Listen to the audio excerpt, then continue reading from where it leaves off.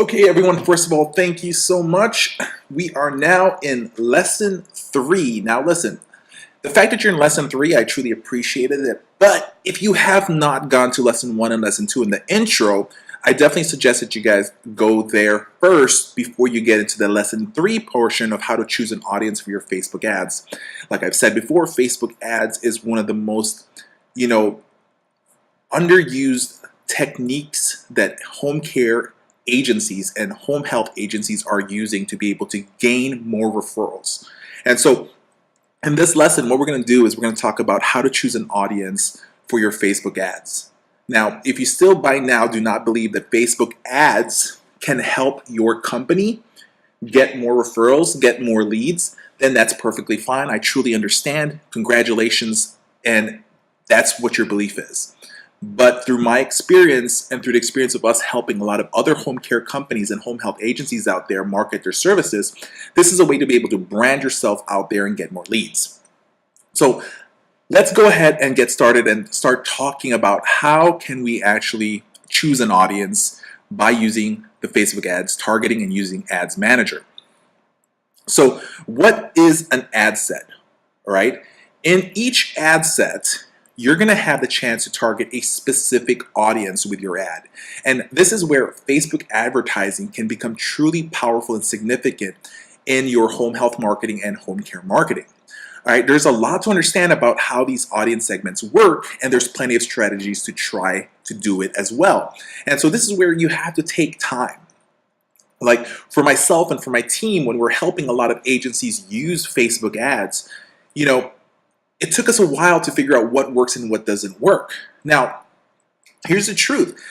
There's things that can work in the Midwest but doesn't work in the East Coast or the West Coast. And so it's about, looking at the top 4 things that works in our area, using it in your area, and really studying if it's actually getting some return.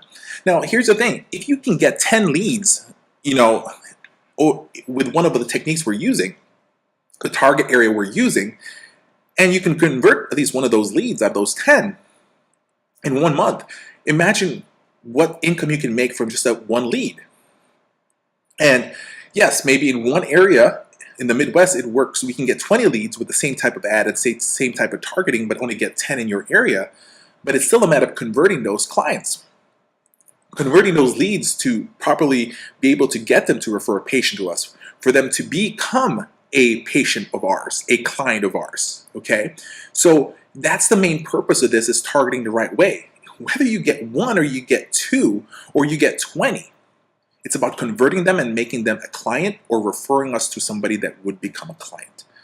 And that's the main purpose. And as you guys can see here, the audience definition, as we start choosing certain sets, it starts telling us how many potential people we're going to be able to reach fully in that area of our target, and at the same time as, depending on how much and what we're going to be, advertising will tell us how much our reach is going to be daily estimations.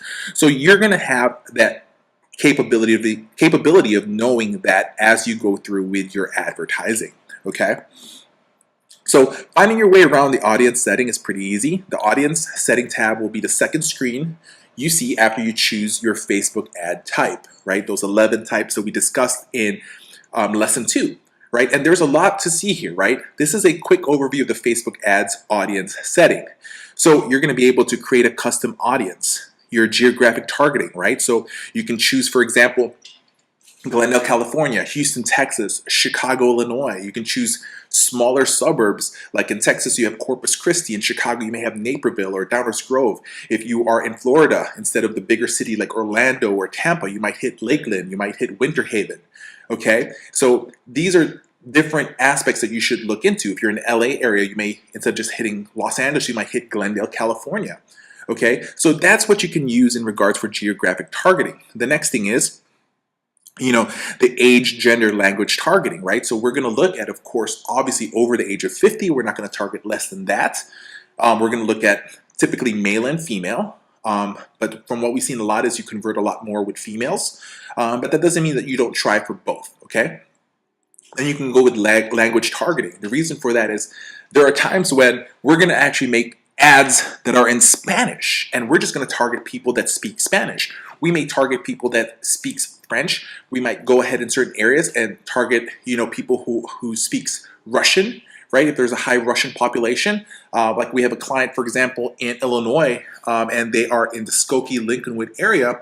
We targeted people of Korean descent. And of course, it depends on what we're giving them, the ads that we're putting out, we're being more specific. Now, when you first start, it's okay to have a larger group as you are practicing. But for us, it got to the point that we are actually targeting we're pretty much fine-tuning our targets with the right type of information for them, okay? So you can target through age, gender, language, and as well as language targeting, right? And then you can target by interest or behavior, okay? So when we start targeting people of behavior, what? Have they liked certain things? We can actually find out, have they ever liked the page of, Alzheimer Association, or, are they liking certain items, like, for example, did they like a certain hospital? Do they have any interest in dementia care? We can go even deeper depending on what type of product that we're trying to target, what type of education-based item that we're giving them. And so that's one thing that's amazing.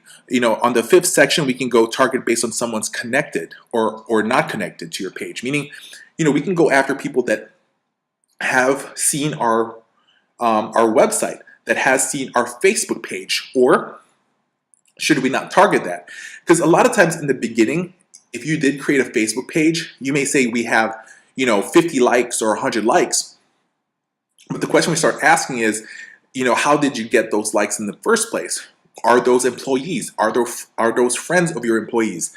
Are those friends of yours? Of course, people are going to like something that you created. Okay, so, but later on, as you start increasing your Facebook visits and your likes, then, you may determine that if you have something special and new that you're trying to target, you don't want to go after those people because they've already seen those things, and why waste your money on those people? So you have to be mindful about what you're trying to do. So that's what they call the 5th section, which is target based on someone's connection or not connection. And then the 6th section, like we showed you in the previous slide, pretty much, if you see this, it's the audience selection scale. It tells you how many potential targets do you have. Now, technically, if you start going below 10,000, Facebook is going to say that, your target range is pretty much very small, and there's a potential that it might not reach the ones that you want. We typically go after, once you start reaching above 10,000, that's the typical range that we want to be able to see. Now, if there's 2 million potential targets, that's great and all, okay? But of course, to be able to connect to those people, you also have to understand that it is also based on what you're willing to spend to be able to reach that much amount of people, okay? And then there's a selection overview. They're going to tell you a little bit more in details, the people that you're trying to target. So it's about choosing the right audience and what you are trying to accomplish. By having both of those, gives you the capability of being able to be more specific and getting the right people, the right information that you're trying to give them. So looking further into what targeting is about, as you can tell from the layout that we showed you guys of the audience setting, the majority of options here have to do with the audience targeting. You get to choose precisely who sees your ad, who doesn't see your ad, based on the hundreds or even thousands of different factors: your location, your age, the gender, language, interests, behavior, and connections. So looking further into connections, as you guys can see on the right side right here, location segmentation allows you to include or exclude people who will see your ad based on where they are in the world. Like most Facebook ad settings, the location info is quite robust. So like we said, we can enter Cupertino, California, plus 25 miles, meaning that we want to be able to hit this pinpoint right here, all right? And we want to do a 25-mile radius around that and to try to get a hold of those people. Now, you can start even getting more specific by saying certain things like everyone in this location, or people who live in this location, people recently in this location, people traveling in this location, okay? So everyone in this location, for example, all right? So pretty much whoever's in there. Now, people that are in this location could potentially be visitors. So they may not be the ideal target for you.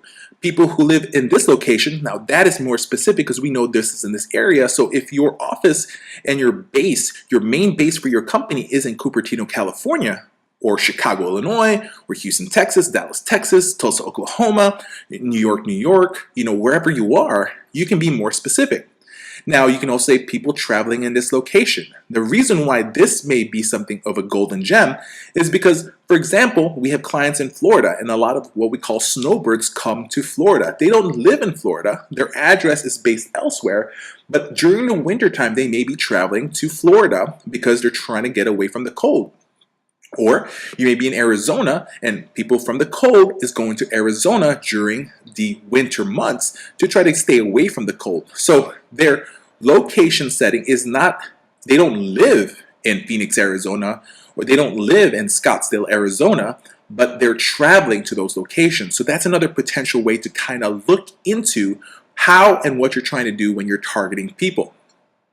Now, you can also add an exact location by typing in the name of the country, the state, the region, city, postal code, as well as address. You can become more and more specific. Like I said, location targeting is one of the most important things that you're trying to do for your company.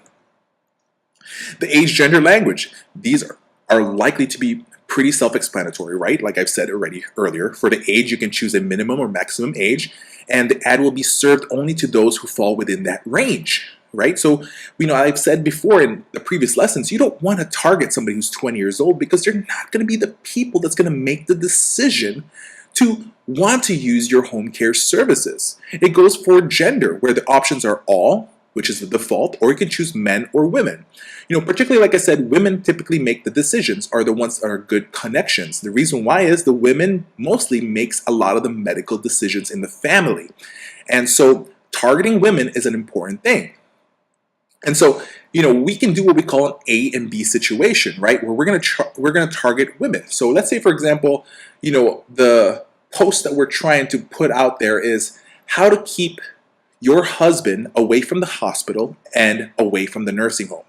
Learn these 3 steps by clicking this button.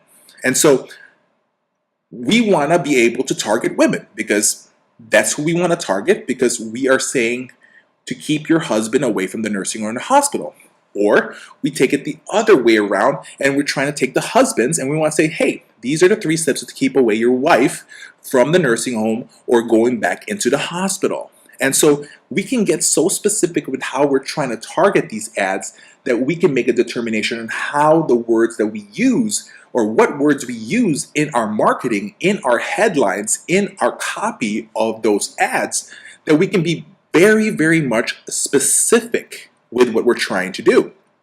Now, for language, like I've said, we will have Spanish ads at times and target the Spanish community. We will have ads in Korean to try to target the Korean community or the Russian community. And so it just differs with what you're trying to do and being more specific, right? It's about being more detailed on your marketing strategies. And that is what's going to give you success with a lot of your marketing. Interest and behavior. So this is perhaps the most detailed section of options you'll find anywhere within Facebook ads, right? So you can get really, really granular with the specific type of people you want to target with an ad. So Facebook splits this section into 3 categories: your demographics, your interests, and your behaviors. So that's something that should be definitely looked into. Now, we also have what we call custom audiences, right? A custom audience is a group of people who have a previous relationship with you, perhaps as a customer or as a contact. You can build an audience of just these particular people and serve your ads directly to them. So what we would kind of look into is for customer file is, if you've been doing this long enough, we've actually gathered a lot of emails of people in the area. And so by us using those emails, we can target them directly through customer files. So Facebook can look into, okay, look for these people with these particular emails because we want to contact them. Or look for these people with these phone numbers because we want to be able to have this target to them. And so that's an amazing thing that we can kind of put together, and you should start taking advantage as you start getting more advanced into this particular area of things. Let's talk about how to decide between, you know, and where you're going to put your placements, right? So, so there's three major ad placements when you create these ads of yours in the future. There's the desktop newsfeed. So this is your computer, your home computer, your laptop. And so, it's used for conversion and high engagements, but can get cost prohibitive for other objectives. Now you have the desktop right column. Now, for the desktop right column, we're starting to see the study that's happening a lot where we call it the right side blindness, okay? And so, because people have been using Facebook for a while, the right side column, which only is in desktop, we can actually choose not to even bother spending money to placement of ads there. Because a lot of people know that on the right side, those are ads. And so a lot of people don't even look in the right side as much anymore. They just want to be able to look into their feed. Now, it's okay to have ads in this section and choose this only if you're doing retargeting, okay? So when you retarget people, meaning that, let's say, for example, they saw your post, and then from that post they click and they got to your website, and you're using what they call pixels, meaning that Facebook will, when they go back to their Facebook page, Facebook knows that they actually went to your page and you can target them directly. And so if you have almost the same copy, the same photo, the same video posted on the right side, then there's that recognition that they may actually click into that. Now that gets more detailed. In the beginning, I truly suggest that you take advantage of desktop newsfeed as well as mobile as well. Those two things that you can choose, and it's up to you if you want to do all three, but to kind of save money, to make more sense of things in the beginning, I would truly suggest that you just choose the desktop newsfeed and the mobile feed as well.